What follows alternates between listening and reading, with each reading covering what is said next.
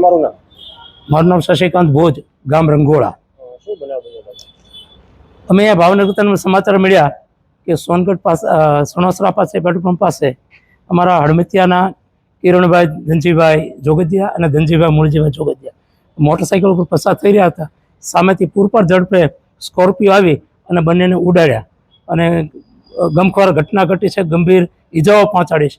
ત્યાંથી અમને પ્રથમ સિયોર સારવારમાં ત્યાં લાવ્યા. ત્યાં ધનજીભાઈને મૃત જાહેર કરવામાં વધુ સારવાર માટે કિરણભાઈને ભાવનગર સર્ટી હોસ્પિટલ લાવ્યા. તો અહીંયા લાવ્યા પછી પણ અહીંયા સર્ટી હોસ્પિટલના ટ્રોમા સેન્ટરમાં ડૉક્ટરોએ એને મૃત જાહેર કર્યા છે. ત્યારબાદ આગળની કાર્યવાહી છે? હવે આગળની કાર્યવાહીમાં મૃત જાહેર કર્યા પછી અહીંયા પીએમ રૂમમાં લાવ્યા છે અને પીએમ કરવા માટેની કાર્યવાહી અત્યારે ચાલુ છે. ઓકે, તમારું નામ? સીએમ ભોજ, રંગોળા. શું બનાવ બન્યો, કઈ જગ્યાએ?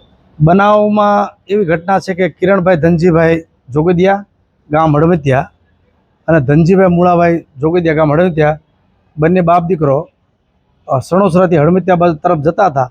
સ્કોર્પિયોવાળાએ પૂરપાટ ઝડપે આવી અને બંને બાપ દીકરાને સ્થળ ઉપર પછાડી દીધેલ. અને ત્યારબાદ અત્યારે ક્યાં લાવવામાં આવ્યા છે અને શું પોઝિશન છે? ધનજીભાઈ મૂળાભાઈને સિહોર ખાતે રાખવામાં સ્થળ ઉપર ખલાસ હતા અને તેના દીકરા કિરણભાઈ ધનજીભાઈ જોગદિયા એને ભાવનગર ખાતે લાવવામાં આવ્યા છે. એ પણ મૃત જાહેર કરવામાં આવ્યા છે. અત્યારે હાલ સર્ટી હોસ્પિટલમાં શેની માટે લાવ્યા છે? આ સર્ટી હોસ્પિટલમાં એને પીએમ માટે ખસેડવામાં આવ્યા છે.